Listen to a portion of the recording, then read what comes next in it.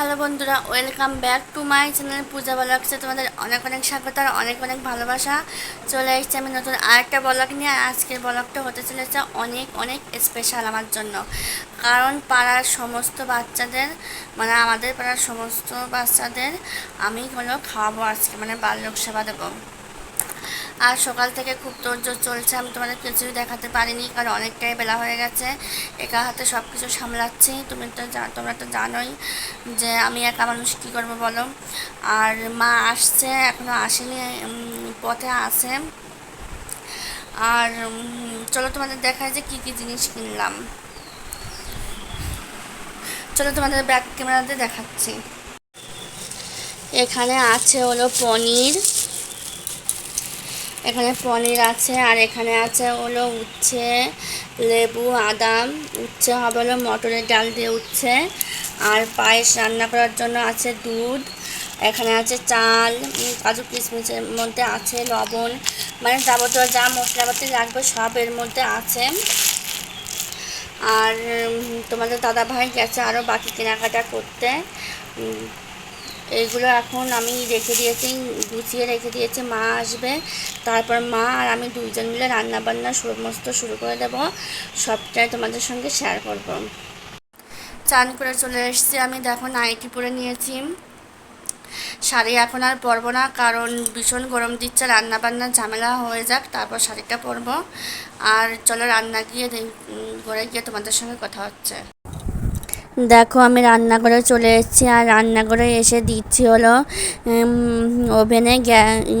ওভেনে দিচ্ছি হলো সিঁদুরের ফোঁটা। কারণ আমাদের বাঙালি মতে মানে যদি কোনো বড় রান্নার আয়োজন করা হয় তাহলে আমরা এরকম সিঁদুরের ফোঁটা দিয়ে নিই, মানে অন্নপূর্ণার কাছ থেকে আমরা আশীর্বাদ নিই যাতে রান্নাবান্না সমস্ত কিছু সুষ্ঠুভাবে হয়ে যায়।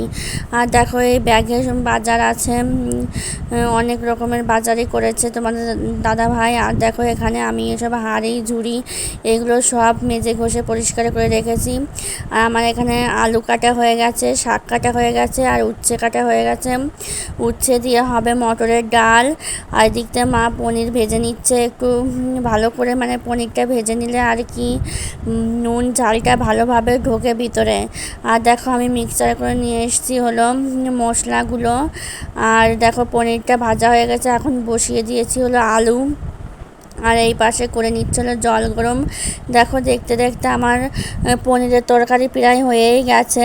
এখন পনিরগুলো আমি তরকারির মধ্যে ছেড়ে দেবো। আর এদিকে করছি হলো উচ্ছে ভাজা, মানে মটরের ডাল হবে উচ্ছে দিয়ে। আর দেখো আমার মেয়ে এখানে খেলা করছে, ফোন দেখছে। দেখো ঘরটার কি অবস্থা করে রেখেছে, আর ও খাচ্ছে হলো পনির।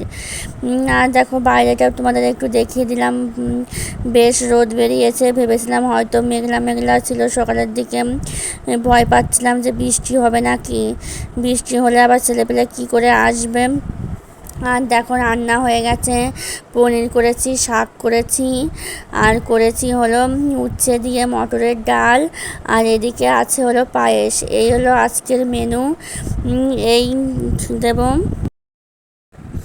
আর দেখো আমি এই শাড়িটা পরে নিয়েছি, রান্না করার পরে শাড়িটা পরেছি, যেহেতু রান্না করতে গেলে ভীষণ গরম লাগবে, গাটাও ঘেমে যাবে, এই জন্য তখন রান্না করার সময় পরিনি, এখন পরে নিয়েছি। আর দেখো সব বাচ্চারা চলেও এসছে। আর বালক সেবা দিলে এটা নিয়ম যে বাচ্চাদের পা ধুয়ে দিতে হয়, এই জন্য পা ধুয়ে দিচ্ছি আমি সমস্ত বাচ্চাদের। আর সবে 11-12 জন মতো এসছে, কিন্তু আমাদের এই পাড়াতে কিন্তু অনেকগুলো বাচ্চা আছে, মানে 30-40টে বাচ্চা আছে। সবে 11 জন এসছে, মানে বসেছিল তখন গুনেছিলাম, দেখলাম 11 জন বাচ্চা খাচ্ছে প্রথম ব্যাচে। এই ব্যাচটা উঠে গেলে আরও অন্যান্য ছেলেপেলে আসবে, তখন ওদের আবার খেতে দিতে হবে। আর দেখো এখানে রিক্তা দাঁড়িয়ে আছে, ও পরে খাবে। এখন ছোট ছোট বাচ্চারা খেয়ে নিচ্ছে। আর দেখো তারপর তোমাদের সঙ্গে আমার আর কোনো কথা হয়নি, কিন্তু অনেক ছেলেপেলে এসেছিলো বাড়িতে, 30-40 জন বাচ্চা হয়েছিল। সবাই এসেছিল আমাদের পাড়াতে যে সমস্ত বাচ্চা আছে। আর দেখো সন্ধ্যা লেগে গেছে, আমি সন্ধ্যাটাও দিয়ে দিচ্ছি এখানে। আর যেহেতু আজকে শনিবার দেখো, তাই আমি কর্পূরের প্রদীপ জ্বালিয়েছি। আর অনেকটাই রাত হয়ে গেছে, এখন একটু ঘুমাবো।